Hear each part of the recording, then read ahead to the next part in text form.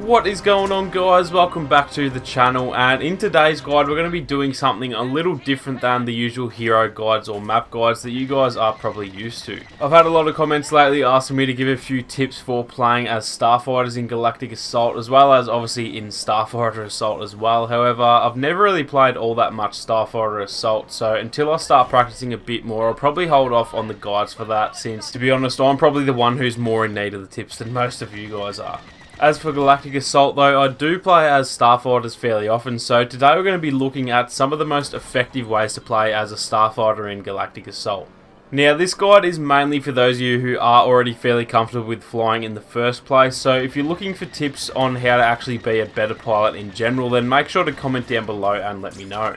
If I get enough of you guys asking, then I might make a follow-up video to this one, which would be more of an actual tutorial on how to fly, because to be honest it can be pretty hard to get used to flying, and I definitely still run into plenty of trees and buildings and stuff, so if that's something you'd be keen to see, then make sure to let me know down in the comments section. For this video though, it's more for those of you who do know how to fly fairly well, but you're just a little unsure on how to get a bunch of kills and help your team get the win. So if that sounds like you, then hopefully this video will be for you. So obviously in Galactic Assault, most of what you'll be doing is strafe running and trying to take out enemies or objectives. So that's mainly what I'll be focusing on today, but you will often find yourself in dogfights as well, so I will touch on that a little bit later in the video as well. Now, if you're not 100% confident in your piloting skills, then I suggest doing your strafe runs from a much higher angle, even coming down from pretty much straight above if that feels easier for you, as it's definitely a lot easier to aim your shots and get a better view of what you're shooting at.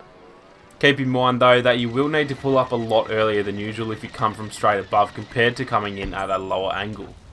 If you do feel comfortable enough, then strafing from a lower angle is always a better idea though, as it's going to make you a harder target for anyone on the ground, and it's also going to be a whole lot easier to do quicker strafes as well. So I definitely recommend strafing from a low angle so long as you're confident enough in your piloting skills. On certain maps like Tatooine for example, where there are plenty of buildings, then strafing from above is still a really good idea, as it's going to make it much harder for enemies to take cover, so it really just comes down to what map you're playing on and how good you are at flying as well. Now, one of the issues that a lot of you guys might find is how easily you can be taken out of the sky, whether it be by an enemy starfighter or just from a heavy with an ion torpedo. And to combat this, the best tip I have is to try and fly as low as possible whenever someone starts locking onto you. The lower you are to the ground, the harder it is going to be for enemies on the ground to lock onto you, as there's going to be a bunch of buildings or trees that get in their way, whereas if you're way out in the open, there's really nothing that can get in their way of locking onto you.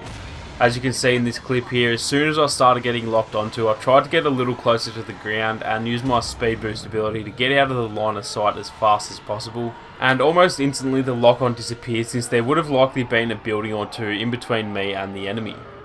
Not only does it work for regular troopers, but enemy starfighters might be a little nervous about engaging in a fight if you're flying a lot lower to the ground, as there's always the chance they might crash as well. So more often than not they'll leave you alone, at least while you are so low to the ground anyway. Again, as you can see, I started getting locked onto, and then almost instantly the lock disappeared as I headed lower to the ground, so this is by far the easiest way to avoid being taken out of the sky. Now, as a starfighter, you do have the ability to deal huge amounts of damage to MTTs and AT-ATs on maps like Kashyyyk, Naboo and Hoth, so if you are playing on those maps, then make sure to play the objective as much as possible.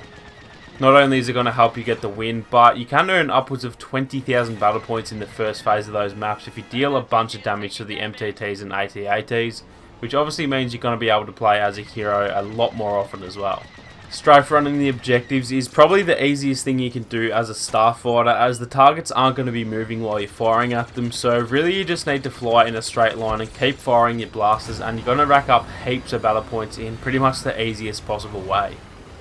Now, a lot of people don't actually know this. I actually only found out about 2 or 3 months ago myself, but you can actually fire off your own missiles even if they're not locked onto a target, which honestly is probably one of the best tips I can give you guys for playing the objective. I was always under the impression that you could only fire them if you were locked onto an enemy starfighter, but it turns out if you double tap the R1 button, it'll actually fire off the missile, which means you can use it to damage enemy walkers or even fire it at the ground whenever there are huge groups of enemies as well. The missile deals a fair amount of damage to the MTTs and AT-ATs, so they're really useful for dealing a little extra damage for each strafe run,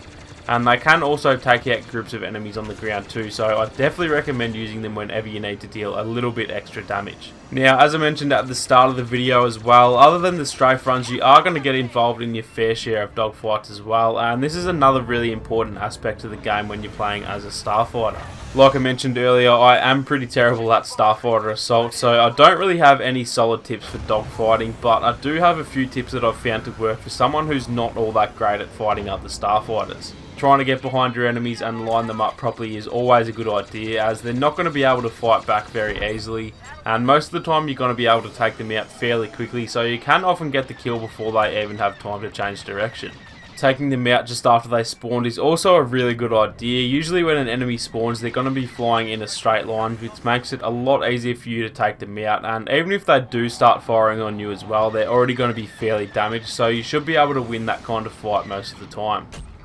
Now, with all that being said, if you do happen to come across a really good enemy pilot, then honestly I don't really have that many tips for you guys as of right now. With a lot more practice, I'll hopefully be able to weigh in with some proper tips, but honestly I'm just not a good enough pilot at the moment to be able to hand out tips like that. So that's definitely something I'll be practicing a lot in the next few months, seeing as we are in a little bit of a dry patch at the moment. I'm nearly 100% sure I would have missed some really great tips in this video, so if any of you guys do have tips of your own, then definitely don't hesitate to leave them down in the comments section. Not only for the benefit of everyone else, but also for me too, as like I said, I'm somewhat capable as a pilot, but I definitely still have a long way to come at the same time.